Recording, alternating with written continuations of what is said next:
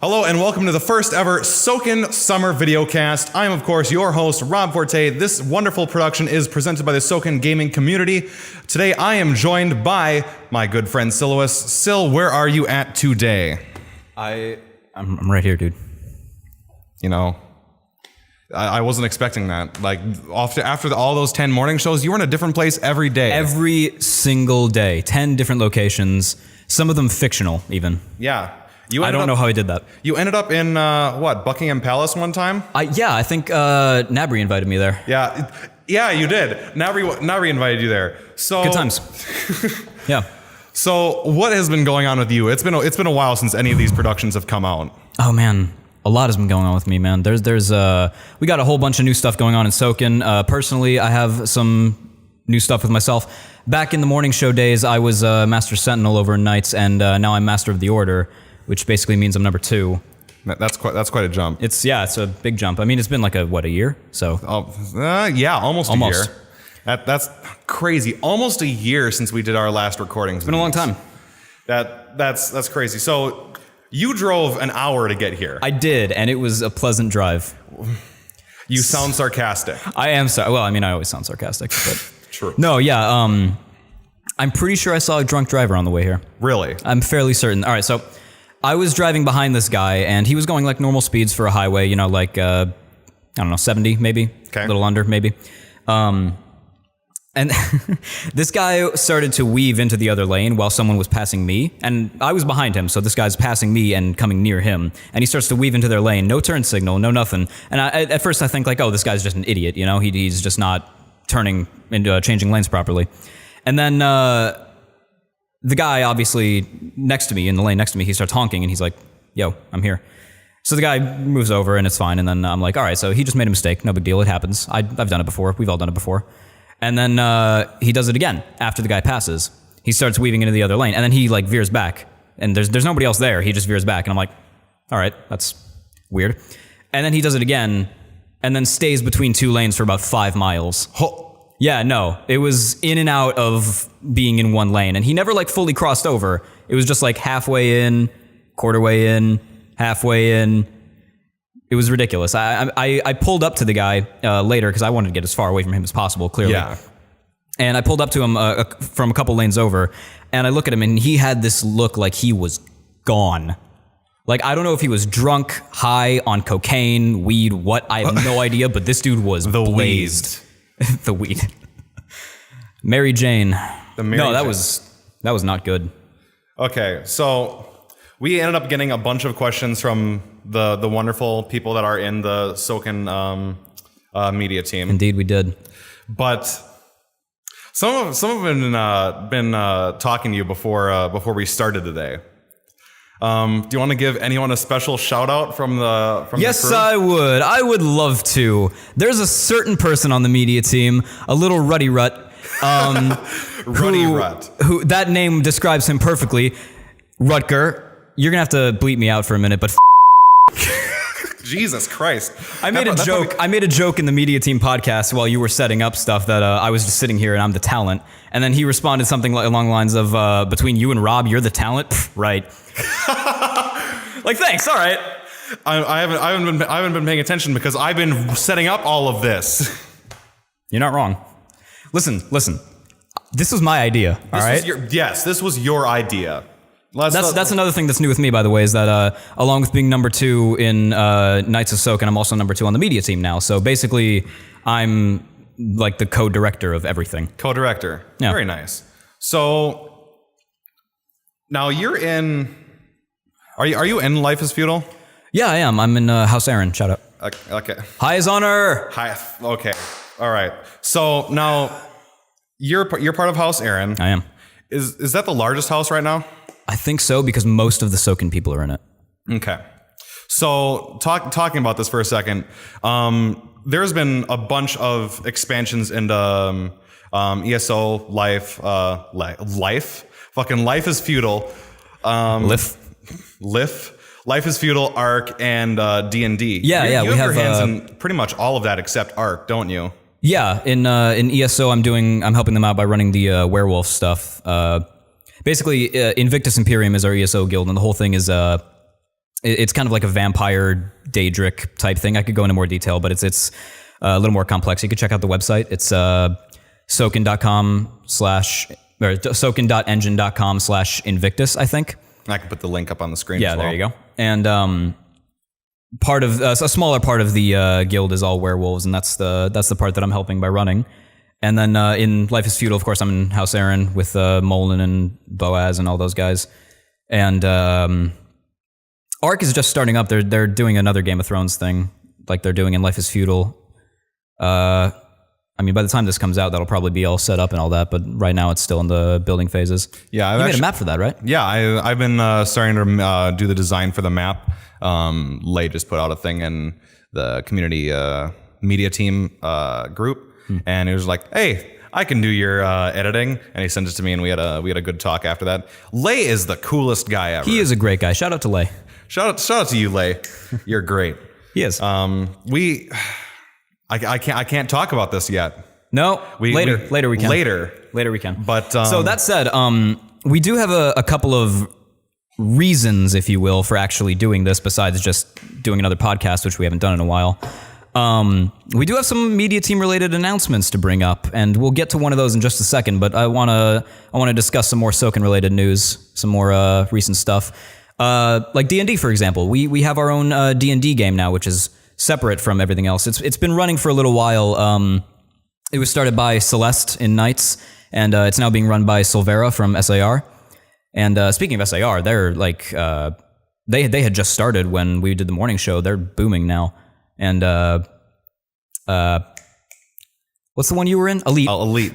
I'm so sorry. Wow. I am so sorry. I forgot the name. Guy. Look at this guy. Can't even remember the names of the guilds. So Elite, Clan Sokan, they just had their 1-year anniversary. They took over Cathar.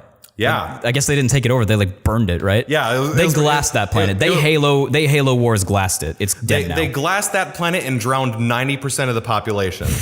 Wow. We'll talk about that a little more later, but wow. Yeah. But yeah, the D&D is it's going real well. We have we need more members. If you are interested in playing D&D, if you've never done it before, we have several people who are experienced, myself included, who can help you figure it out. It's a lot of fun. Why don't you play? Time. Loser. See, I don't know when all the campaigns run. We run them constantly. There's like different games going on all the time. And there's also casual roleplay. We figured out a way basically where the setting of it is that our characters are part of a guild that's trying to save the world. And of course. Yeah. So when we're not doing obviously, when we're not doing a campaign, we're just sitting in the guild hall and casual roleplay. You know, it's great. Just drink, talk to your friends. Drink and talk to your friends, as we're doing right now, except except not alcoholic. Drinking. Yeah, I'm drinking tea. Because my poison of choice. Maybe we should have did those vocal warm-ups. Yeah, before. Probably, right? we had to do several takes of the intro there because Rob kept messing up. You'll have something special at the end of this. Don't worry. Yeah, we got bloopers for you. So do you what else is new with you, man? What have you been up to? I'm back to Knights now. Yeah, I heard. Yeah, so didn't see because I'm never on anymore, but. Yeah, you're never on. You're always doing something else. I am. I'm always doing something else. I have D&D. I have Life is Feudal. I have ESO. I do a lot of stuff, Rob. That is true. I'm a busy man. But I've been trying to get into doing more production work, and of course with all this media team stuff coming up, yeah, I'm gonna be keeping pretty busy. Yeah, it's a lot of fun. I'm gonna be a very happy camper pretty soon. So speaking of upcoming media team stuff, one of our announcements. Sadly, I wish I had more specific things to say about this, but the best I can do for you guys. I know a lot of you have been waiting around for either the morning show or the podcast to make a comeback, and that's partially the point of doing this. You know, we wanted to give you guys some more stuff to watch. And actually watch for once. We're doing the video thing. That's big. But more importantly, the official Sokan podcast is coming back very soon. I can't give an exact date. I'm hoping by the end of summer we'll have like all the information that you could possibly want on when, where, who, all of that. I imagine by the time this is released, obviously we're pre-recording, by the time this is released on July 4th, probably are going to have more information. There'll probably be something on the forums regarding casting calls and release dates and all that. So keep your eyes out for that if it's not already up. If it is, there you go. You're welcome. Awesome. So that is really exciting, and we're really looking forward to bringing the podcast back for you guys. So on that note, we're going to take a quick commercial break. Yes, commercial break. We have Look at commercials. that. We are professional, I swear. So we're just going to go ahead, fill up our cups again, and we'll be back pretty soon. I keep winking at the camera. You do? Yeah. I love them so much. I hate you all. Want to join the Sokan gaming community? Go to sokan.engine.com, pick your guild, and fill out a short application. Make your mark and join today. Want to see all Sokan has to offer? Click the Other Guilds tab at the top of the page and explore each of our number of factions. Now, Game of Thrones. Game of Thrones. So our Life is Feudal and Arc servers are based on Game of Thrones roleplay, which is something that mostly Zenlit has wanted to have going for a while, and now all of our community officers, Lay, Mullen, and Zenlit, as well as a bunch of officers and junior officers and all sorts of members, really, are helping to make that a reality. Now we have our own Life is Feudal map with all the houses set up, and Arc is, as we said earlier, is getting set up, and it's pretty cool. It's pretty cool. Game of Thrones is a huge, very expansive world, and it's coming back real soon. It is coming back within the next month. I am super excited for it. It's, I mean, closer by the time this comes out. That is very. Oh shoot! That's dating this recording. Yeah, it is. Well, Oops. It's still within the next month. So It is. It'll be within 2 weeks of this coming out. I believe July 17th? Something like that. I'm going to Google it right now. Do it. But this is going to sound really bad for me. I'm not caught up. How far are you? Oberyn Martell just got his yeah. Spoilers, by the way. Yeah. Spoilers. I'll wave my hands when we're done spoiling. Okay. So he got his head smashed. You are so far behind. All right, Rob. All right, I'm going to learn you a thing or two. You're going to First learn of all, me a thing. July 16th. July 16th. July 16th. Only like a couple weeks before my birthday. Hey. Hey. It's going to be a nice birthday present. Watch Game of Thrones, catch up. So you have missed everything. So you know Martell is Yeah, I know. so Tyrion escapes. He Okay. kills his dad. Yes. He goes to the east place where Daenerys is. Okay. Good old Dany. They meet up, thanks to the bald guy, the spider, Varys. Okay. That's all that happens over there for a while. All right. And then, of course, you know about the Red Wedding. You know about all the Yep, major yeah. events there. You know where is Arya, as far as you know? Arya. I'm trying to remember. She was searching out that one dude from. The Hound? No, she was with the Hound. She was with the Hound. So are you at the part where Brienne comes to save her from the Hound yet? No. Okay, well, Brienne comes to save her from the... You remember who Brienne is, Yeah. right? Brienne comes to save her from the Hound, and, wow, we're just, like, doing a quick recap now. She goes to Bravos, she learns how to be an assassin, she fails at being an assassin, but then she succeeds at being an assassin, I think. And then she goes to... In the finale of the last season, she goes to Walder Frey and slits his throat. Okay. So he's dead now. Crossed him off her list. And then Jon Snow killed Ramsay. Yep, I knew that. Well, kind of. They had a big Battle of the Bastards. Best episode of the series, by the way. It's amazing. You got to watch it. They had their big battle. Jon Snow won thanks to the Knights of the Vale. House Aaron, shout out. And basically, he is now the King of the North. Ramsay was eaten by his own dogs because Sansa let that happen. Mm-hmm. And Rickon is dead, the youngest Stark. Ramsay killed him with an arrow. Bran is coming back from the Wall. Oh, you don't know where Bran went north of the Wall. I know he went. Right, He okay. went north. He was doing the vision things. Yeah. We found out in one of his visions, one of the biggest fan theories of all time in Game of Thrones is true. Okay. Jon Snow is a Stark and a Targaryen. Yeah. His dad, not Ned. It was never Ned. Oh. His dad is the ex-Prince Rhaegar Targaryen, and his mom was Ned's sister, Lyanna. Lyanna, whatever her name is. Okay. So you're now basically caught up to everything important. Okay. Oh, wait. Also, Cersei blew up the church, and she's queen now. And Jaime, of course, he lost his hand, and all their kids are dead. Yeah. All of them. Yeah. Tommen killed himself. Okay. You've probably seen gifs of that constantly on Probably. Kick. Anyway, so that's the basic recap of everything that's happened in the last few seasons. You're welcome. Thank you. This season, you haven't seen the trailers, have you? I have seen the trailers, actually. God, it looks amazing. So Daenerys is back. She's in Westeros now. Yes. This is going to be huge. Like, people are going to die everywhere. No one is going to survive this season.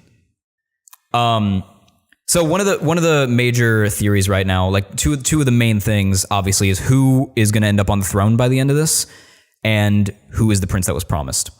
The obvious thing right now is it's probably Jon Snow, and most of the evidence supports that. But there are some alternate theories that maybe someone else is.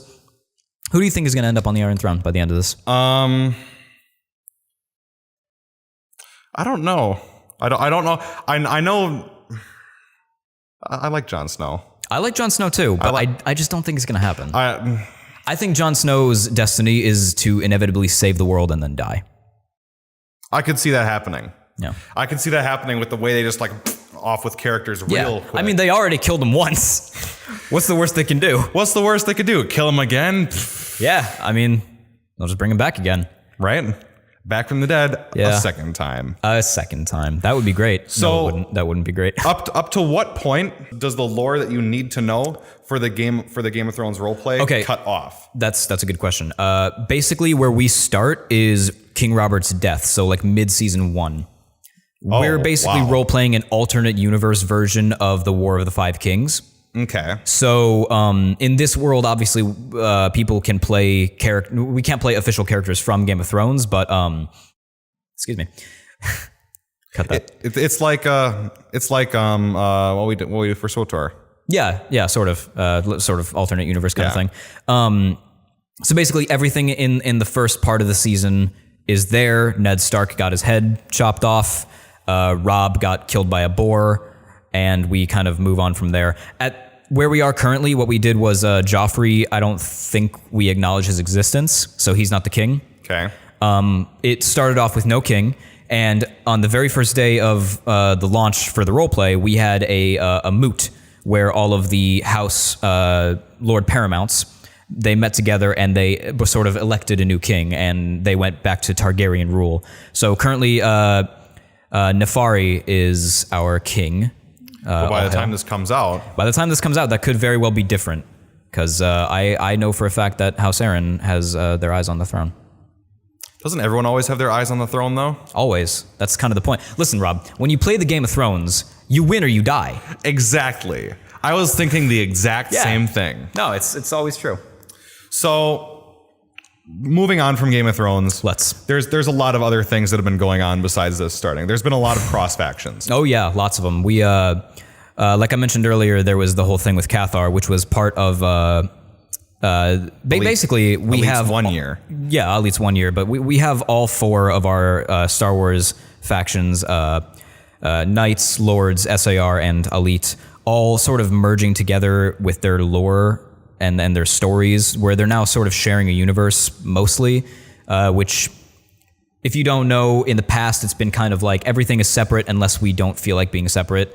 It's been a little loose, and it's still that way, but now we have major cross-faction events and storylines that are everything. And that started off with the Sentinels base.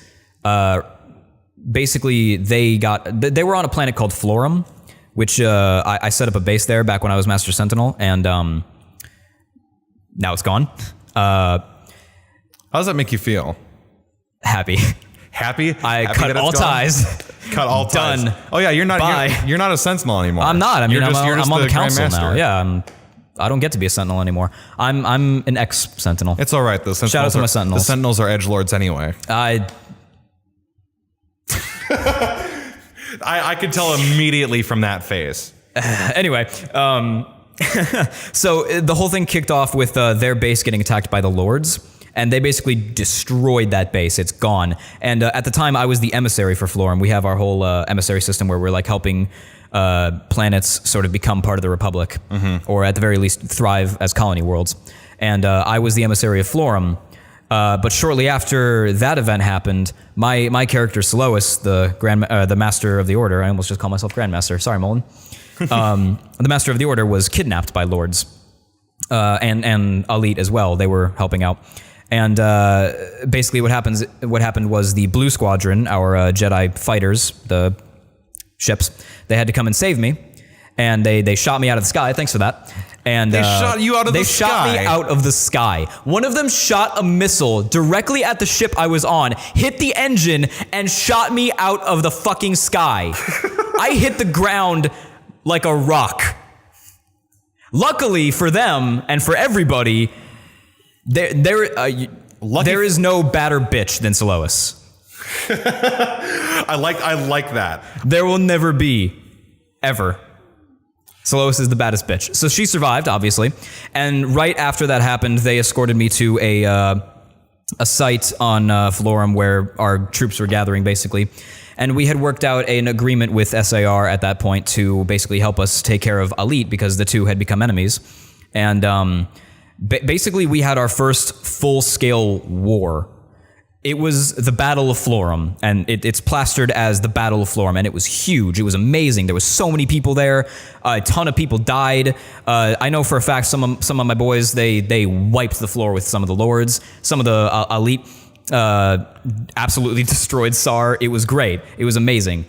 Huge. And of course, afterwards, right after the Battle of Florum happened, we... us over in Knights and our SAR buddies, we met in our new War Council room, which I built on the Vigilant, on our flagship.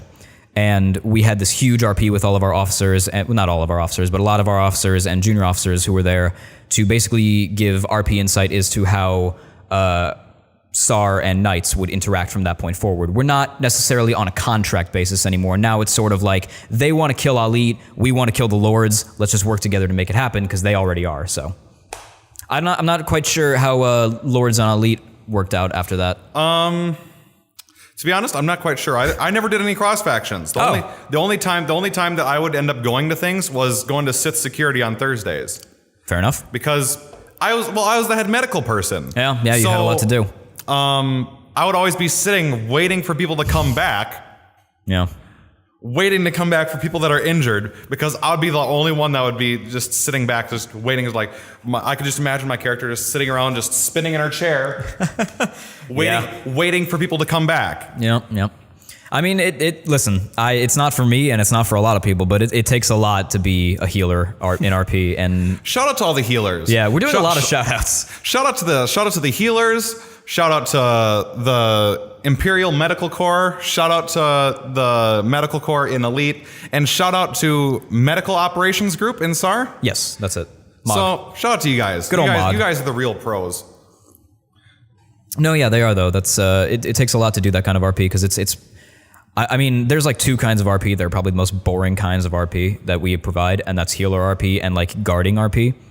And I gotta say, there is a certain charm to guarding, because that's what we do in ESO with the werewolves. We basically just guard stuff, and there's a certain charm to it, because you can kind of be a troll. It's just, I mean, that's all I do anyway when I roleplay nowadays. I just troll. That's like pretty much it. But there's a charm to it. I don't know how you guys do the Really? You just thing. troll people? Pretty much, yeah. I just have like funny little emotes every now and again, because like one of the things with the Verfarkus Guard, the werewolves in ESO, is that we're not supposed to speak unless spoken to while on duty, while guarding. Okay. So we're usually pretty silent, but You just sit there and make faces at them? Well, kind of, yeah. No, we sort of do emotes about what we're doing or what we're seeing rather than what we say, because we're not supposed to talk. Okay. So for example, like someone will say something stupid, and my character Arette will be standing there, and I'll emote something like, Arette rolls her eyes at the fucking idiot standing over there. Yeah, that's pretty much it. And you have no idea with, I haven't roleplayed as Silois in so long now, and it's kind of upsetting, but anytime since becoming council that Silois would talk to anybody, she was just messing with them. Are you serious? Like in character and out of character, just messing with people. It's great. Like I remember one time I was having a thing that I do a lot now that I did a lot is I would have tea parties in the garden. Okay. And I would just invite random younglings to roleplay and have tea with me. And one time Boaz came as well, and we were sitting there with a Chiss Padawan and her master. And the master said something like, "She's one of a kind." And I was like, "Hey Boaz, what's the population of Chiss in the galaxy?" And then he gave some number, and I was like, plus the fact that they've immigrated to other planets, so probably more than that. And then I was like, what's the population of Chiss in Sokan? And he was like, 5, 3, I don't know. And I was like, and yet she's one of a kind. I felt really bad for her afterwards, but that's basically what I do now, is I just mess with people. That's hilarious. It's fun. It's a lot of fun. So then we got well, let's backtrack a second and talk about the Great Hunt and the 1-year anniversary for Elite. I had nothing to do with that. So I know that I didn't unfortunately I had to work on the day that it started. Oof, that sucks. I was working 5 to 11 that night, so I wasn't there for the start of it. But I do know who won. Who won? It's our good friend. We know her as Rentava. She's good old Ren. Vireo now. Vireo. I wouldn't know. I have no idea. Still playing a Twi'lek. Tailhead trash. We're sorry, here, but all of you tailheads out there, change your race. Change it. Change it. Togruta is acceptable. I'll accept that. But if you're a Twi'lek, wow. So this Great Hunt is gonna be an annual thing, and it's gonna be for every anniversary, and it's gonna be like this 1 week event. That's a big plan. I know it was run. I believe it started on a Tuesday and it ended, I think, Friday. And every day they'd have one target to be going after, and they'd pair up people to be going after it, and slowly they'd go down to 2. That's really cool. If I'm remembering correctly. Right. If I remember correctly, they were also rolling trash trying to get these targets. I mean, that's inevitable, right? When something important's happening. I believe there was one target that was on Hoth. Of course. And their only hint to find them, it was in the ship graveyard. Oh. Oh, those poor people. It was like west in the ship graveyard. That's not good. I've been there for roleplay before. It's not good. It's big. It's huge. It is absolutely massive. I don't know how they're able to do that. I mean, they tracked the guy down, right? Yeah, they tracked him down, but I think it took them like 2.5 hours. Jeez. Well, from the beginning of the RP to the end of it, I think it took 2.5 hours. I mean, that's a hunt, right? That's how you do it. But it wasn't. I would know. I don't. Who are you hunting down? I'm a werewolf, dude. Oh, true. Yeah, we hunt down plenty of things. We hunt for Hircine, the Great Lord of the Hunt. All right. But yeah, no, they had the Great Hunt, hunted a lot of targets down, destroyed Cathar, rip. I mean, okay, nobody likes Cathar anyway. It's a normal day in the park. Normal walk in the park actually for Mandalorians to hate Cathar and try to make them extinct. Yeah, that's like a huge. I don't know anything about Mandalorian lore. Like, I feel like. Honestly, I feel like despite the many guilds I'm already in, if I were to switch to another one, I could survive, except for Elite. Okay, so let me tell you, the Battle of Cathar, all right? Yep. So Cassius Fett was in charge of the Neo Crusaders. Right. They went to Cathar. Okay. It was a fucking bloodbath. Okay. They drowned 90% of the race. They just forced them to the waters and just drowned. Okay. And then I'm laughing at this. It's Psycho, and I'm the maniac one. Jesus. I mean, there was one Mandalorian woman that opposed Cassius Fett, like, yo, this isn't honorable. Okay. He had her killed. Of course. Yeah.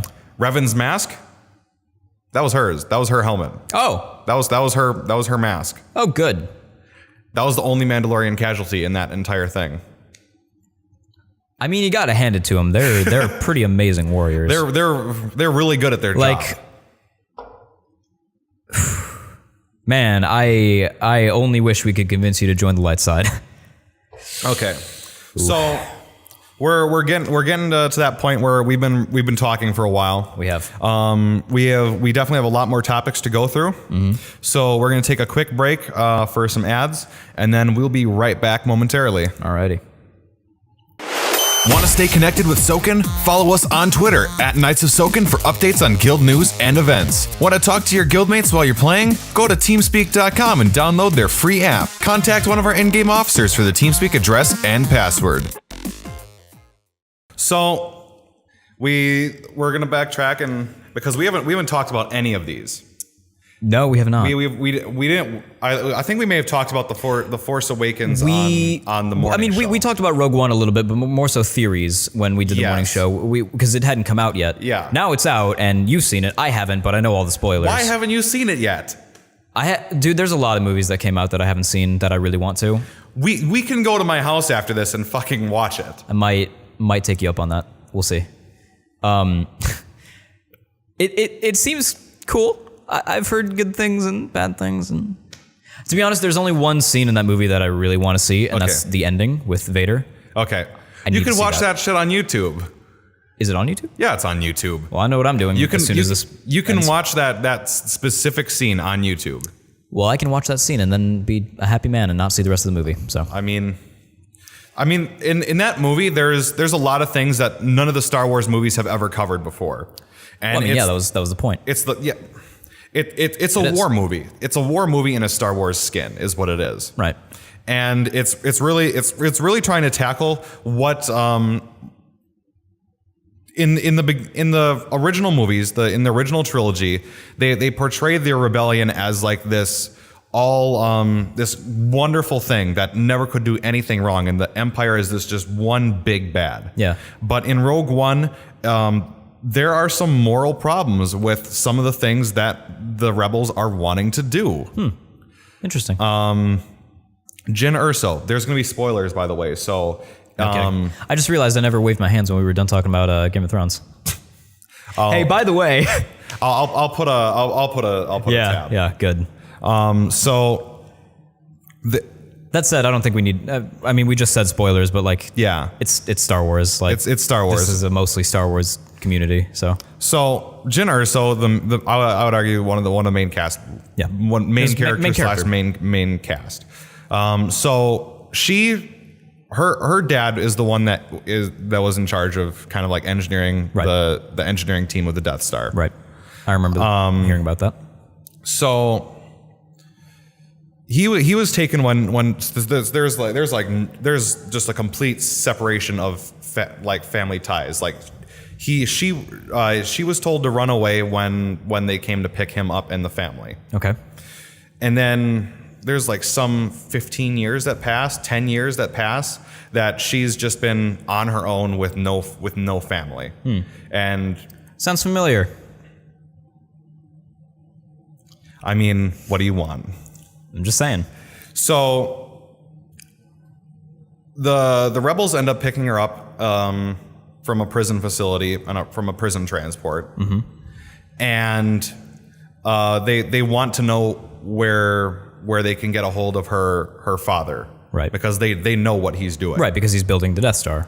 Little do they know he's the one that was engineering the one weakness for the Death Star, because this movie fills in that one plot hole. He did it on purpose? Yes, he did that on purpose. That makes so much sense now! That was the one plot hole that they filled. It all comes together! It all comes together. So many years, what is it, like 30, 40 years later? It came out in 77, 76? About 40 years. Exactly 40 years, right? My math is, I'm not good at math. It'll 40 years. 40 years. 40 years later, they finally figured it out. Like, oh, that's why. Pretty much. That's why that major plot hole exists, because of this thing that we had to fill in to explain something stupid. I mean, it gave us the one. It gave us the one. Like it gave. It seemed like that one. You're familiar with Deus Ex Machina, right? Mm-hmm. The one thing that exists for just to drive the this is here just for the story. Yeah. It always happens. Every story has it. It's just usually more subtle. More subtle, except for this giant exhaust port that is put in this death machine. In fairness, storytelling has evolved a lot in the last 40 years. True. Back in the 70s, that was pretty classic storytelling of like one major good guy, one major bad guy, duking it out, and just like things go good. Yeah. Just, how it happened. Okay. Just watch any Indiana Jones, like any George Lucas film, basically. Okay. So then bouncing back to these moral problems. Right. They wanted her dad dead. Of course. I mean, so it was like, was it her moral problems? Like she had to decide if she was willing to kill her dad? No. She didn't know about it. Oh. They had her help track him down, but they told their agent that they sent with her to kill him when they see him. Interesting. Instead of capturing him like they told Jin. I want to connect this to Sokan in a way. Okay, go ahead. The release of Rogue One bumped up recruiting numbers for SAR by a bit, naturally. And because any Star Wars movie that comes out, obviously people want to play Star Wars games right after. Correct. So people who roleplay want to roleplay the characters. The fact that there was moral dilemma is really interesting to me, because SAR never seems to have moral dilemma. They will massacre people. And I love it, because it's kind of like there's sort of that contradiction between them and us and Knights, where it's like, we are really light side, we don't want to kill people, we don't have to. That's something that my character specifically urges people to remember: honor life. It's like one of the major tenets of Jedi. Don't kill needlessly. There's no reason to do that. Life is precious. Keep it alive. Yeah. Whereas they just kind of go around and bomb everything. And it's like, they're a military unit, so it makes sense. That's how they roll. That's what troops do, especially troops that aren't designed necessarily to work with Jedi. They're designed to kill Sith. Okay, so how much do you actually know about SAR? Because I don't know a whole lot. I know a decent bit, because I've never been in SAR, sadly, but are they like a PMC group? Basically, the way they work is that they're private. They're a private military. Okay. Privately funded, all of that, and they used to go by an alternate title called Red Dawn, I think. Is that like their cover? Yeah, it was their cover, basically, where they were Red Dawn, the security agency, but really they're a privately funded military organization. And now we know that. They've basically revealed that information to Knights, and it's pretty intense. They run like a military unit. They do shoot people, they kill people, they bomb stuff if they have to. It happens. And it's always been sort of a moral dilemma between when we work together, is because like we don't want to kill all these people that don't need to die, and they're like, we need to kill these people to get through them, to get to the real threats. It's like, we have to do this quickly and efficiently, and we're like, we have to do this good. We have to do this as light-sided as possible. Yeah. We just need to get to the target. It's like lawful good versus chaotic good. They have the right intentions, and we agree with their intentions. They're just willing to do anything it takes to get it done, whereas we're more like, you gotta weigh it, one of the huge moral dilemmas that a Jedi comes across is like, when it comes to a Sith who could kill 1 million people tomorrow, or 1,000 people he's trying to kill today, do you save the people or do you kill the Sith? And really, there's no wrong answer, because either way you're doing a Jedi's job. It sort of just depends on, like, for example, a Guardian would probably go kill the Sith. A Warden would probably go save the people. A Healer would go save the people. A Sentinel would go kill the Sith. It's sort of like where you lie as a Jedi decides what you do. And even then, that's not always true. Like, some people differ. But it is a huge... Moral dilemmas happen all the time in Sokan. Like, that is a huge part of RRP. I don't know if that's the same with Elite and Lords. I imagine they have very similar tactics. I've never actually been a part of Lords. Neither have I. Well... Okay, I can't say I've never been a part of Lords, because I was in Lords for like a week. I was in Lords for a week. Oh yeah, you were in Imperial, right? I was in Lords for a week, and I'm like, well, and then I asked them, like, do you have non-force sensitives? And they're like, yeah, it's mainly forum RP, but I'm like, sure, why not? I don't mind.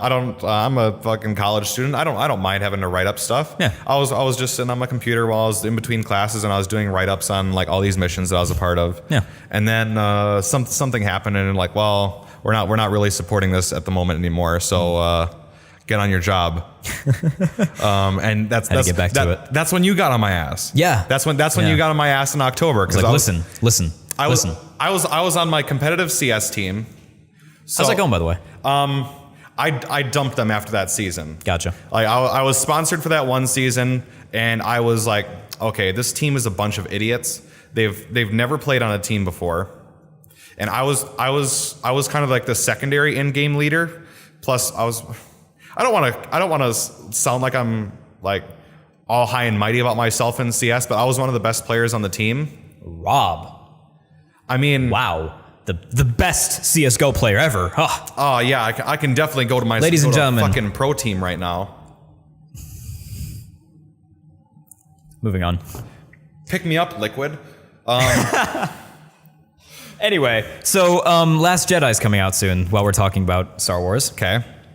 I mean, soonish. It's like, what, December? Yeah, December. December 19th again? Something like that. That was when the last one released, that same right? week. Something like that, yeah. Anyway, they, you've seen the trailers, of course, right? Of course. They look good. So, It looks good. speaking of moral dilemmas, I'm not sure how I feel about it.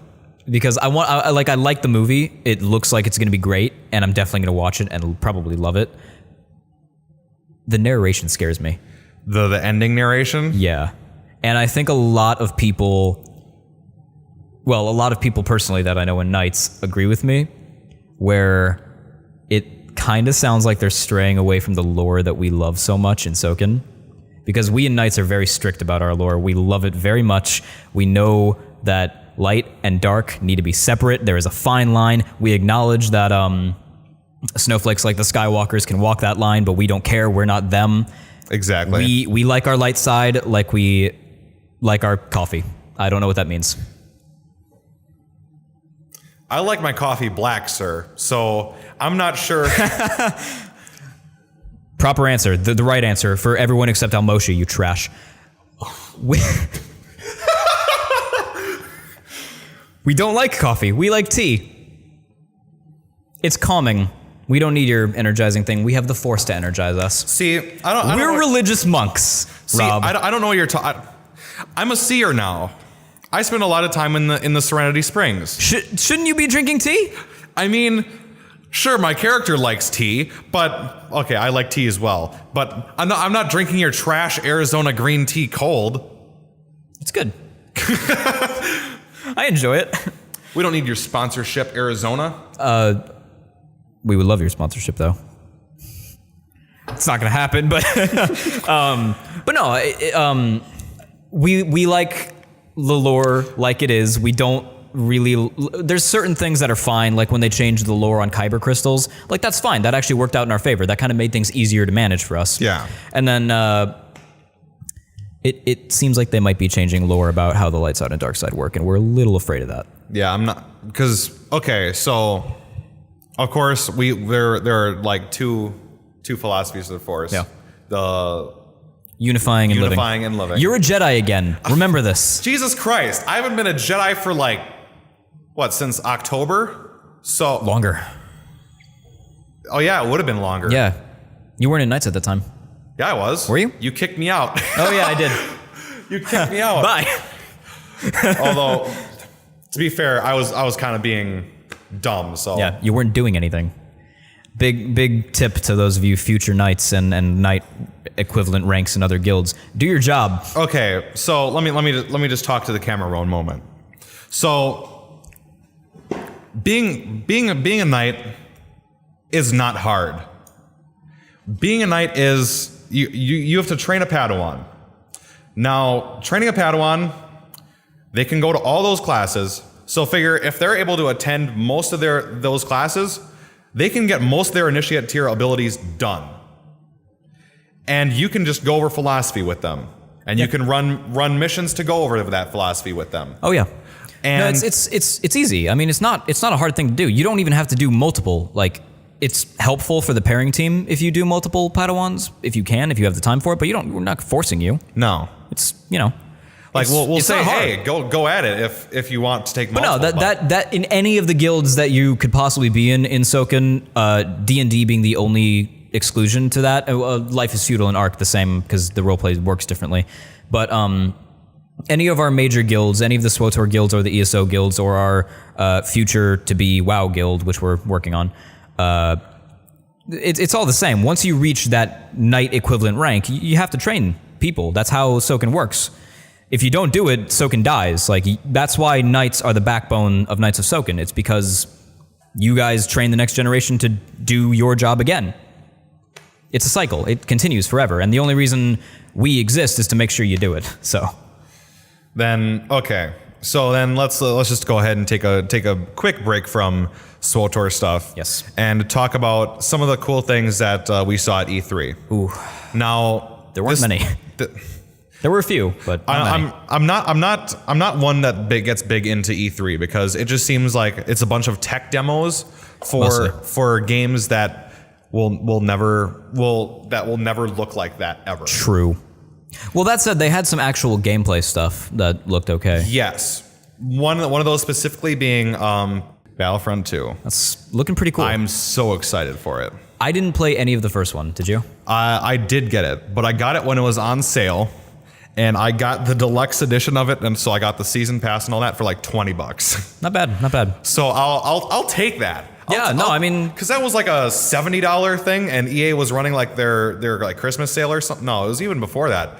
I got that, and I was like, Black Friday. Well, it might have been Black Friday, Yeah. but holy crap! I mean, it's a good deal. I mean, I'll take that. I'll take that every single time. That's the thing that gets me with all like the Steam summer sales and all that stuff. Yeah, it's just like it's too good a deal. Like obviously you're gonna buy it. Exactly. I've never participated in a Steam summer sale. Don't. I never will. You will drain your wallet so quickly. I've bought 3 games on Steam in my entire life. Okay. Stanley Parable, Okay. Paradigm, Okay. and Ark. Arc. Never played Ark. Hold on, did I buy Ark? I didn't buy Ark. Never mind. I bought 2 games on Steam in my whole life. Did someone else get you Life is Feudal too? Yeah. Molin gave me Life is Feudal. I got it for free, so I played that one though. So That's true. He also got me Ark, and I never played Ark. I played it like twice and then got bored. Damn. I felt bad. Well, but whatever. Then talking about the new Battlefront, that's run off Origin, so that has Right. nothing to do with Steam. Right. Yeah. But we actually got gameplay for that. Yeah, that was. There was like straight up multiplayer demos at E3. There's memes. There's a also teaser. memes. There is also a lot of memes. Well, is the sector clear? It's not clear. The sector is not clear. I just had a thought.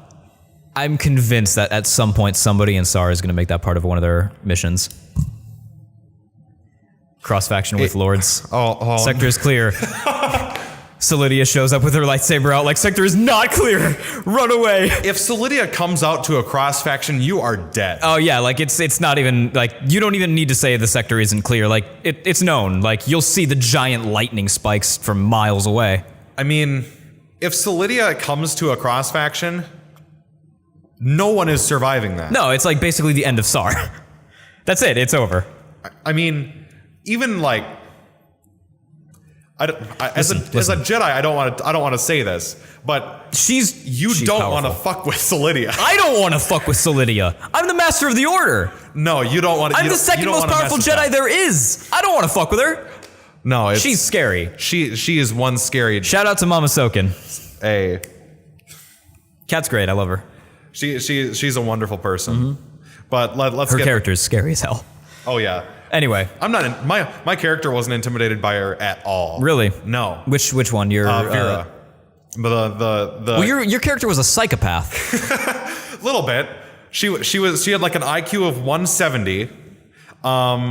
Had got a little too close to an explosion, so she had slight brain damage. So she had personality regression, and she was bipolar.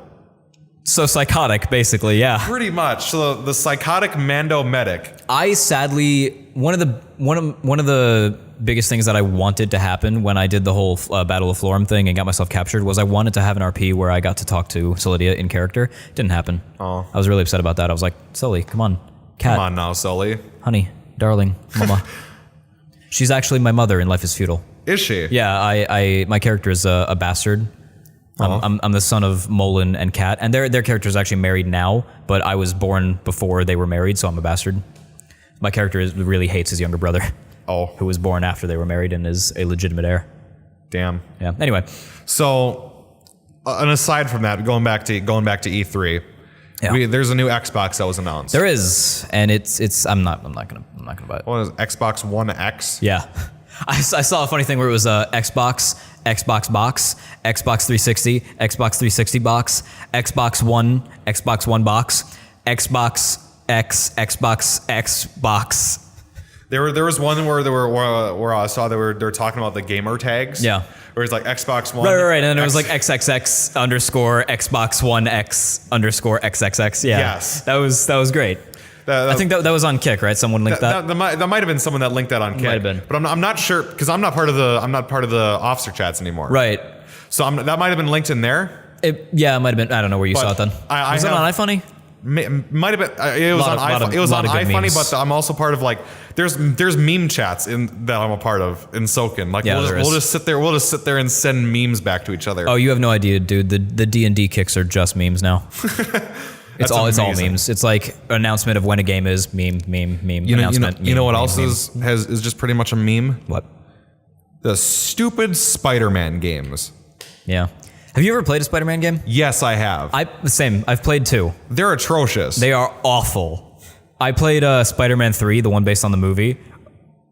Worst movie ever. How big of a mistake was that? Oh my god. I didn't. All right, here's the thing. I played like 2 missions of the game and never played any of the rest of it. The only reason I ever booted up Spider-Man after playing those first 2 missions and just hating it was to just swing around as Spider-Man. Because it had a cool map. It was New York, and you could just swing around, and it was cool. That was the only reason to play the game. Yeah. That's it. This one looks mildly more interesting. I mean, I'm not gonna get it. I'm not either. I don't know if it's gonna be on Xbox, and I don't It's not gonna be on PC. I don't think there've been Spider-Man games it's on Sony PC. game, so It might be on Xbox because I know the last one was the one the Spider-Man 3 that I played, but I don't think there's been a Spider-Man game on PC, and I don't want one. I'm not gonna play it. Okay, so then there was also the new Assassin's Creed that was announced. That is a thing. Do you think it's going to be any better since they took a year off from their release schedule? I mean, you would hope so. They were releasing an Assassin's Creed game every single year, and they stopped for a little while. And I actually remember last year I was thinking like, where's Assassin's Creed? And then I looked it up, and I was like, oh, they're saving it. All right, so hopefully it'll be good. Remember when they didn't say that they're going to have an Assassin's Creed in the Egypt? Isn't this one in Egypt? Is it? To be honest, I've seen the like promos, but I haven't seen the actual trailer, so I'm not sure. I saw that as well. I'm kind of not. I don't care. I'm not. Did you see the movie? No. Me neither. I heard it was terrible. I heard that too. I heard it was really bad. I heard it was terrible, and then I was really disappointed because all the promos looked so good because it was like so many shots. Like for the record, we talked about this on the morning show. I told you it was going to be terrible. I called it. I had high hopes, and they had so much footage from like the actual time that it looked decent. That he was inside the Animus, but then apparently it was only a fraction of the movie. Oh, are you saying that most of the movie he wasn't in the Animus? That's what I heard. That's what Assassin's Creed is. And you remember the stuff like the Animus was just like an external thing that was attached to it. Yeah, like it was some kind of giant claw or something. Yeah. It's a chair. Yeah. Just sit down. That would have been a lot cooler if he just sat down, hooked himself in, but no. I haven't seen the movie. I haven't seen the movie. I am making an assumption that what the story was that like, you know how Desmond was like Subject 16? Maybe he was like an earlier subject of the same Animus project where possibly it was before they perfected the chair. So maybe that explains that at least, but like still, come on. That's stupid. Yeah. Why? Because even after Desmond, what was it? Like some like no, office? He was 17. He was 17, wasn't he? I don't remember. Anyway. Yeah, after Desmond they had the office where they had like the visors. Yeah, where it was just like you're part of like this giant gaming studio. Yeah. No, they were literally working at Ubisoft. Yeah. They were Ubisoft. Like you are playing a character of Ubisoft who is going back in time to like make movies and games. Yeah. It's kind of awesome. It's so fourth wall breaking. It's so meta. The best part of it is that they have like references to Ubisoft themselves where they talk about like how, because you know the whole like the storyline of the future parts is that the game company you work for is being controlled by the bad guys. Yeah. So there's like this really funny fourth wall break of like the fact like we're super corrupt and we're vile and we just want your money. That's like, so true. You're not wrong. That's so true. They've taken all that office stuff out in like the most recent ones too, like the London one. There's none of that. Like you don't even play in the future. You just see the cutscenes. That's it. Huh. Yeah. I didn't play that one, so. I did. Honestly, a lot of people complain about the last two games, about Unity and what was the London one called? Something. Syndicate. Syndicate, yeah. Unity and Syndicate. Unity had You know who's a good gonna be amount of so bugs. mad about this conversation? Who? Mabel. Oh yeah, she liked that movie, didn't she? The games. Oh yeah, she loves the games. Yeah. I mean, I like the games. They're all right. I'm defending Unity and Syndicate right now. They were okay. They were decent games. Unity could have been much better. But it was okay. I didn't buy Syndicate, and I thought Unity, it was better than Unity was. It was fun. I thought Unity was all right, but the biggest problem that I've had with the Assassin's Creed games since number 3 is I just felt like I was on a rail to going from set piece to set piece. Like, hey, look at this historical character. Look at how awesome they were in that historical time period. Syndicate didn't have that. Unity did. Unity definitely. Syndicate had a little bit of that, but I mean, all of them do. I think the worst offender of that was 3. 3 was just a bad game. It was so bad. There's one of my coworkers here at the pub that will defend 3 and thinks that 3 is the best story Has game. he played Brotherhood? Yes, he has played Brotherhood. So he's played. Brotherhood. Why? Brotherhood is my favorite. It's the Assassin's best Creed one. game. Of course, it's your favorite. It's the best game. I don't. To this day, I loaned Brotherhood to a friend. Okay. I owned 2 Brotherhood, Revelations, 3, and onward. And to this, I loaned Brotherhood away to a friend and never got it back. And to this day, I'm salty about it because I love that game. So good. I love Brotherhood so much. So anyway, one of the other things that happened at E3 is Bethesda announced paid mods. Yes. I'm excited about that. I'm happy about it. Because here's the thing. Here's why I like it. Right now they have free mods, but free mods aren't always reliable. You can download one thing and it's like super fucking cool, but it also breaks your game. So I have had hundreds of mods in my game at one point, and it still ran perfectly fine. well, you're better at it than I am then. But the part I really like about it is that you can play mods and still get achievements. That's pretty cool.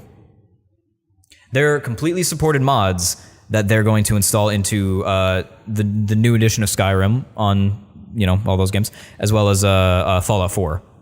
So basically, everything is like completely official. You can still get achievements. You can still get like progress for certain whatever. I think there might even be new achievements that come with the mods. I'm not 100% sure about that, but that would make sense.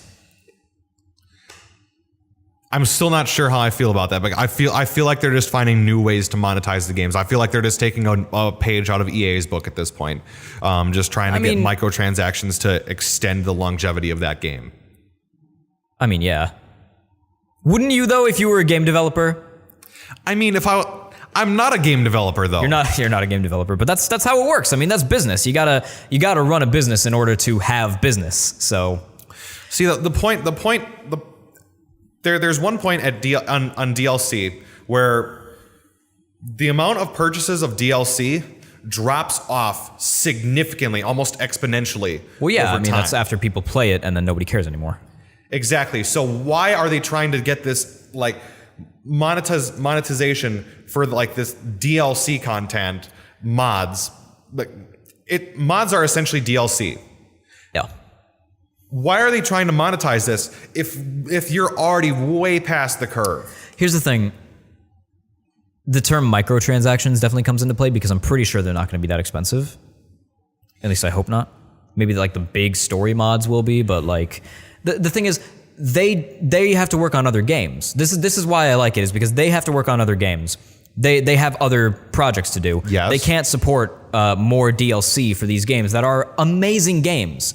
Skyrim and Fallout, awesome. They're great games, but they're done with them. They're not going to do anymore. So the whole point of the modding community thing existing in the first place before, when they were doing it, putting on consoles and all that, and having like an official modding community, was that like, hey, these games can live on further for the people who like them because they are huge, expansive, open world games.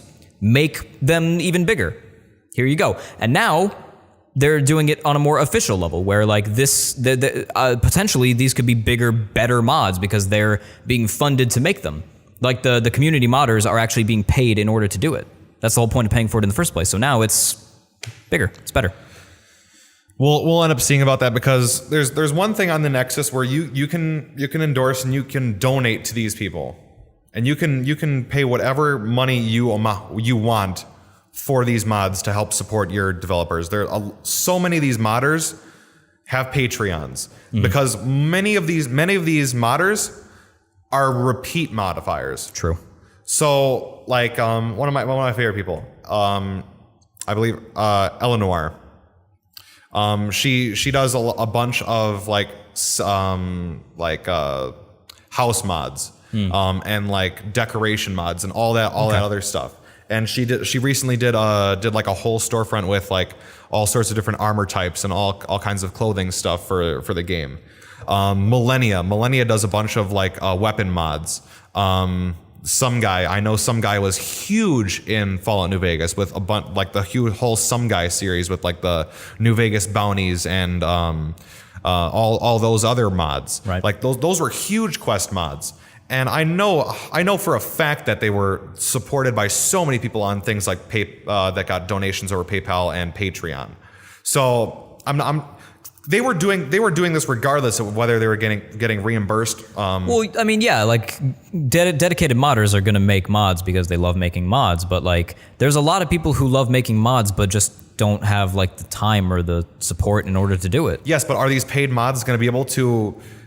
Is Bethesda going to fully be able to support these modders and make them be able to spend more time on these? I think it'll just end up being supplemental income for these modders. I don't know, man. Here's what I think is a huge end goal is a lot of times when a group has a community or a company has a community like that, a following, a lot of times when someone in that community is talented, they can hire that person. So I think a great end goal possibly would be those modders who do really good and make really good mods Get could end brought up into the getting fold. Bethesda jobs. Yeah. And they could potentially work on other games in the future, which would be amazing. So that's true. But I don't know. Here's the thing, one way or another it's happening anyway, so it doesn't matter if you don't like it. I'll stick to the Nexus. I'm not paying for my mods. Well, I'll be honest, I don't really play Fallout or Skyrim much anymore, so I probably won't either. But all right, real quick, we didn't put it on our list of shit to talk about, but I do want to bring up BioWare is making another game. BioWare is making another game. It's called Anthem. Have you seen anything about this? I did. I saw parts of trailers. I also saw parts of trailers. It's a game about people with a wall and they wear power armor and it's in a jungle planet. It looked like they just took parts of Destiny and Halo and just kind of started mashing it together. Kinda, yeah. It does look a little bit like that. I'm not excited. I'm not either. I'm good with Mass Effect Andromeda. A lot of hate for it. I like it. I know our boy Trem liked it. I still haven't finished it. Me neither. I'm still working on it, but Sokan's I got the strategy guide for it. I actually got the collector's edition strategy guide for it, so it's like the hardback. Why? I'm a big Mass Effect fan. Play the game. I love Mass Effect. I love it too. It's amazing. But it's one of the best. It's my favorite series of any game ever. That's my favorite. It's my favorite series too. It's amazing. But I don't like the way that Andromeda was laid out. I just don't. That's fair. I feel like it diverted itself so far from it turned itself into an open world game. Yeah. There was still I feel like I could push through that game. You're complaining about the fact that there was less direction than the old games. Yes. I understand that, but I personally disagree with you. I feel like there was a complete disconnect for the crew. I understand that this crew we have not been with for 3 games. I understand that completely. But I feel like there is such a disconnect with this crew because pretty much nothing. We can continue to talk about this after a short commercial break. Did you know Sokan is in more games than just Star Wars? The community has recently expanded into games like Elder Scrolls Online and Life is Feudal. Neither of those your thing? How about Sokan D&D? Save the world in classic tabletop fashion. All right, so now we both know who Elon Musk is. Of course, I think most people do. Founder, owner of Tesla. Yep. Cool cars. They're very cool cars. If I had money, I would get one. Same. But Probably not, actually, to be honest. Well, if I'm just doing like city traffic, I'd be perfectly fine with having. But traveling a long distance, trying to find places to charge that, I feel like I'd have such a problem trying to do road trips. Yeah. I don't want to sit at a charging station for like 3 hours for my car to charge. I don't think it takes that long, but I see your point. Yeah. But anyway, he's got a new plan. Oh yeah. So he's also the CEO of SpaceX.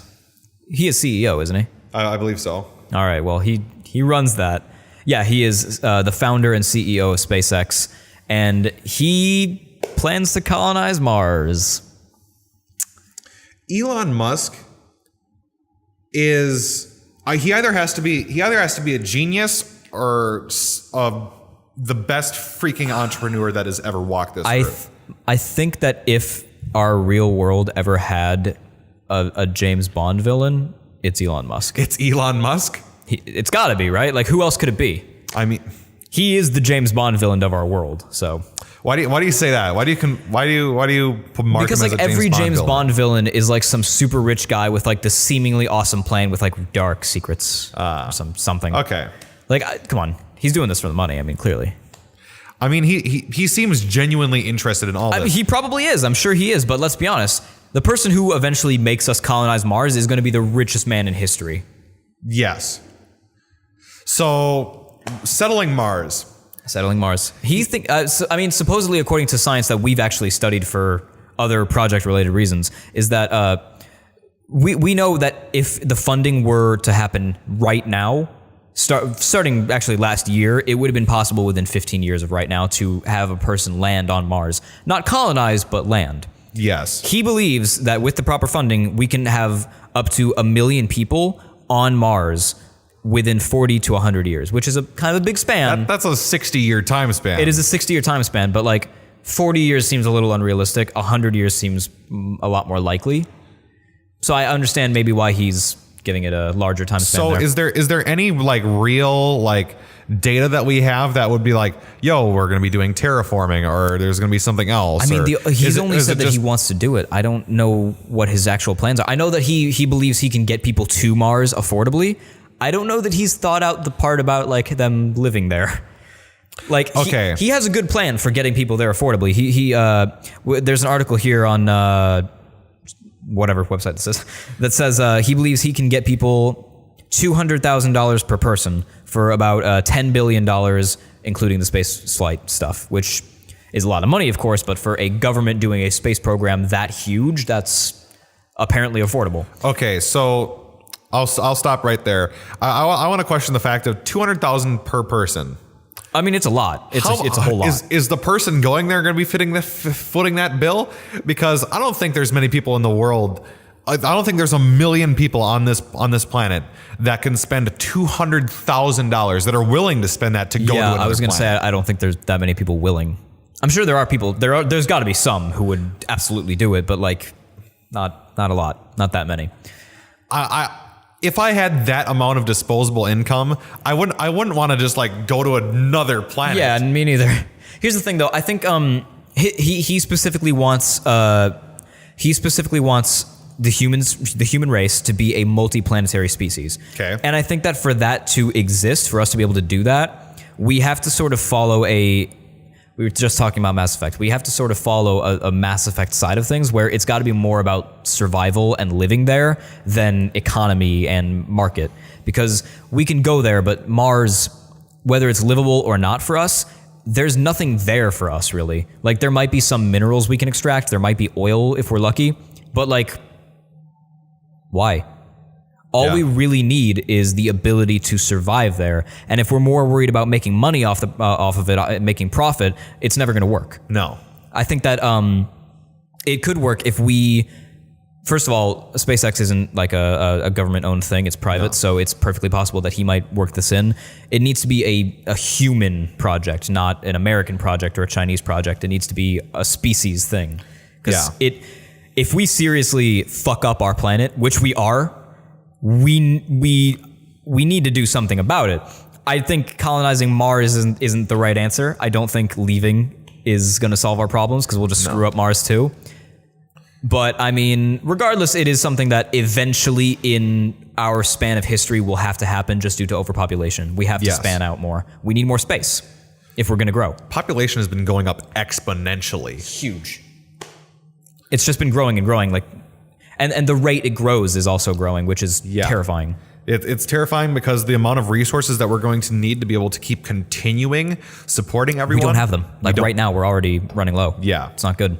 So one way or another, yeah, we do need more space. I think that the whole like global warming thing and that's like a whole different discussion, but this does need to happen eventually. So the fact that they're working on it is kind of awesome. And he part of his like affordability is how he plans to get people there is he thinks that he can get I believe it says here, every 26 months, Earth and Mars align. So he believes that timing it correctly, where he can launch rockets with people in them to Mars, if he times it perfectly, he can get, there was a number here somewhere that I can't seem to find. But basically, he can get up to 1 million people there in one launch. Just by getting all of those people there at the right time. You could launch like he could put a bunch of ships in that orbit because you said it was a reusable launch. Yeah. The whole plan was to have. I think basically, in order to have reusable launches, it would not. There's two ways they could do that, really. One way would be like the super sci-fi way, where we build spaceships that can actually land and then take off again and then land again. Yeah, which is something that is being worked on in technology. I believe NASA was working on that before most of their funding got cut in the last few years. But the other probably more viable option is we make a larger ship that can rotate or revolve around Mars. People can launch down in shuttles, and those shuttles can go back and forth, which would be significantly cheaper. Make like a docking station. Yeah, exactly. Okay. That would probably be the much smarter way to do it, and I think that that's probably what they'll do if they are planning this soon. That'd be actually very. I'm not sure either of us will live to see this happen. Probably not. He at the end of the article, there's even a quote from him that says, there is a huge amount of risk. It's going to cost a lot. There is a good chance we will not succeed." Like even he's admitting like this is probably stupid, but we're gonna do it. I mean.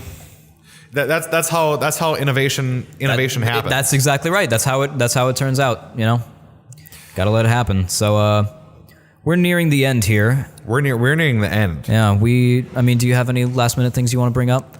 I don't have any last minute things, but I'm very excited about this last topic. Oh, me too, man. I'm super excited, and I'm really excited to finally be able to announce this it. topic. This is going to be my life for the next. Yeah, you're gonna have a lot of fun with this one. Enjoy. The next 5 months of my life are going to be... My part's almost over. Yes, I know your part's almost over, asshole. I'm excited about it too, because I Go ahead. Since this was your... I'm gonna quote Ieyasu and say my favorite part of this is that I don't have to do anything anymore. So what we're talking about is my favorite announcement that we get to give you guys today. The media team has been working real hard recently, not only on the potential of bringing the podcast back, as well as other smaller projects that you'll have to look out for in the future. But a lot of our work recently has been going into a Sokan documentary. Rob and I have been working very hard, as well as I have to give a huge shout out to Morgera, Rutger, Shazmi, Azaway, and anyone else who I'm forgetting on the media team. They've all been a huge help. It's been an amazing time working on this. We've been interviewing a ton of the officers and junior officers and all of the guilds to give differing opinions on the Sokan documentary, on what Sokan is. And basically the entire purpose of it is to sort of prove that Sokan is more than just a community. It's more than just a bunch of people playing games. It's one big family. And that's exactly right. It's one big story about this entire community and what it has done for everyone.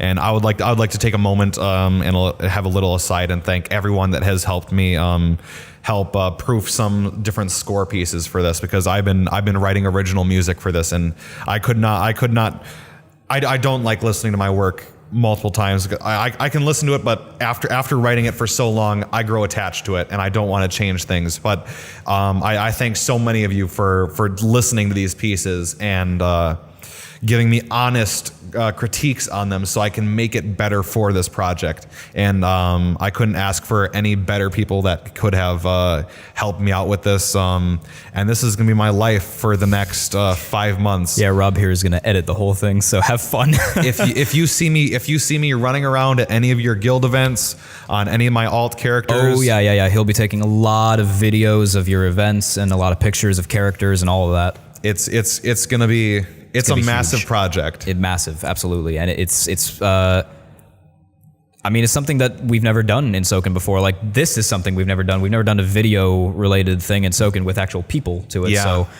I mean, we're breaking borders to break borders. We're breaking borders to break borders. I couldn't have thought a better way to word that. So, we, unlike the podcast earlier, we do actually have a release date as well. You guys can expect to see the Sokan documentary uploaded on YouTube and linked all over our engine sites on Christmas Eve this year, 2017. It's got me nervous. No, it doesn't got me. So if it's late, it's his fault. Yeah, it's always my fault. Let's be honest. Everything is your fault, or Rutger's fault. Anyway, I would like to thank you all for listening and watching this wonderful video cast. If you want to see any more of this, if you want to catch up on any of the old podcasts or any of the old morning shows, go ahead and search the Knights of Sokan on SoundCloud. You can check all the forums. I believe we still have the links to the old podcast. The links are probably still on the Knights forums. Yeah.